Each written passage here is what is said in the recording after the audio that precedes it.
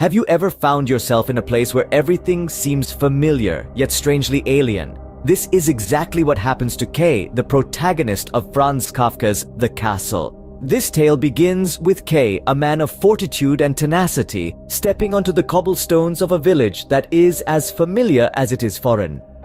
As he meanders through the labyrinth of narrow lanes, he is greeted by a strange sense of déjà vu. The village, with its quaint homes and warm hearths, is a picture of familiarity, yet a sense of alienation lurks in the shadows. The villagers, their faces etched with an inexplicable fear, reverently whisper of a castle that casts long, eerie shadows over their lives, a castle shrouded in mystery and reverence, a castle that is both visible and invisible, tangible and elusive. As Kay attempts to decipher this enigma, he embarks on a journey that is as bewildering as it is intriguing. In the heart of the village stands an imposing structure, the castle. But is it merely a physical entity, or does it symbolize something much more profound?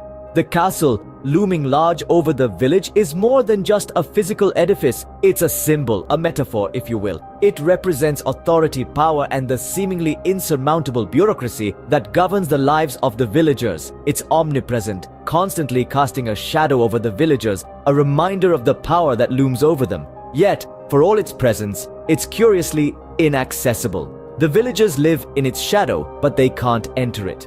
They can't approach the authorities that govern them, can't question their decisions. It's a paradox, a power so close, yet so far away. Then there's Kay, our protagonist. He's obsessed with the castle. He yearns to gain access, to penetrate the bureaucracy, to understand the authority that governs him. He's like a moth drawn to a flame, constantly trying to reach the castle, constantly being rebuffed. His efforts are symbolic of the human struggle against bureaucracy. He's not just trying to enter a building, he's trying to understand the machinations of power, to penetrate the veil of authority.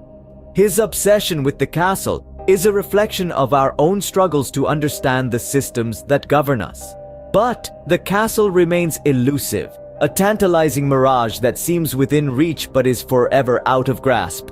It's an enigma, a mystery that Kay, and by extension we as the audience, are left trying to unravel. Despite his repeated attempts, Kay never manages to enter the castle. It remains a symbol of the unattainable, a representation of the elusive nature of authority and the insurmountable bureaucracy that governs our lives. The castle, it seems, is not just a place but a state of mind, an elusive ideal that Kay relentlessly pursues.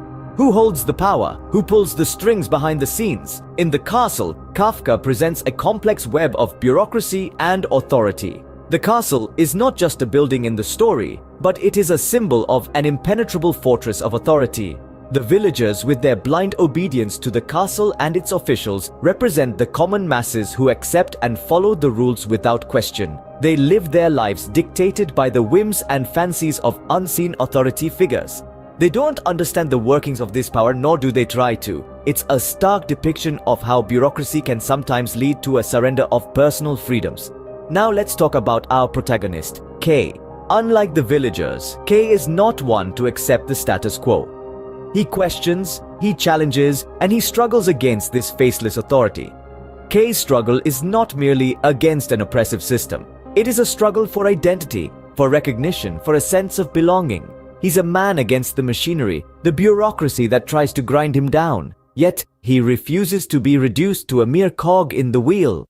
Kafka's portrayal of bureaucracy is not just a criticism, but a cautionary tale. The faceless, impersonal nature of the castle's authority mirrors real-life situations where power structures become so complex and convoluted that they lose their human touch. People become mere numbers, their individuality and humanity lost in the maze of rules and regulations. Kafka also brings out the futility of struggling against such a system.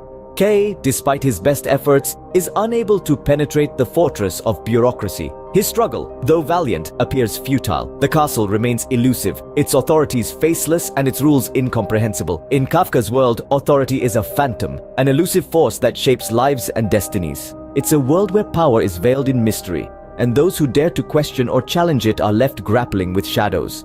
Is there an end to Kay's quest? Does he ever find what he is looking for? This question lingers on, much like the fog that envelops Kafka's castle. The novel famously leaves us hanging in the midst of K's relentless pursuit and his ultimate fate. It's an echo of life's open-ended nature, a reflection of our own unending quests, and a stark reminder of the existential themes that Kafka so masterfully explores. K's relentless pursuit, his dogged determination to reach the castle, is emblematic of the human condition. Like Sisyphus, eternally pushing his boulder uphill, K is caught in an infinite loop of seeking and not finding, of striving and not achieving. His journey then becomes a metaphor for our own struggles, our own quests for meaning and purpose, and our own encounters with the Kafkaesque absurdities of life. The castle, in all its elusive grandeur, becomes a symbol of our deepest desires and our highest aspirations. It's the light at the end of the tunnel, the pot of gold at the end of the rainbow, the elusive dream that keeps us awake at night. But as K learns, perhaps the castle is not a destination but a journey.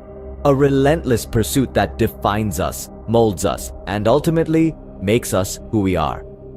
In this labyrinth of thoughts and emotions, Kafka invites us to question, to ponder, and to reflect. He challenges us to confront our deepest fears, our unfulfilled desires, and our unending quests. He compels us to look within, to introspect, and to seek the castle that lies within each one of us. Whether K's quest ends in triumph or despair, Kafka leaves it to us, the readers, to decide. After all, aren't we all like K on a ceaseless journey, seeking our own castles?